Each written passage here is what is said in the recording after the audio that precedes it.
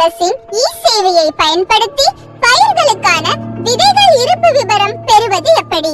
முதலில் www.tnesevai.tn.gov.in என்ற வலைத்தள முகவரியை உள்ளீடு செய்யவும்.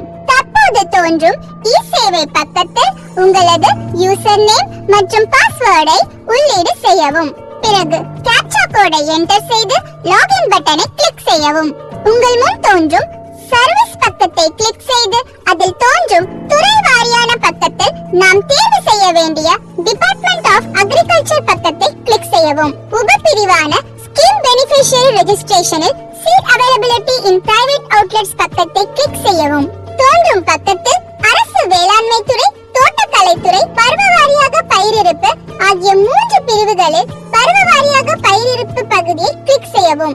அதில் தோன்றும் பக்கத்தில் மாவட்டம், வட்டம், தேவைப்படும் விதையை தேர்ந்தெடுத்து உள்ளீடு செய்யவும். இப்பொழுது உங்களுக்கு தேவைப்படும் பயிர் விதைகள் எந்தெந்த தனியார் கடைகளில் இருப்பு உள்ளது என்ற விவரங்கள் தோன்றும். தமிழ்நாடு அரசின் சேவை, இணைய சேவை, இனிய சேவை.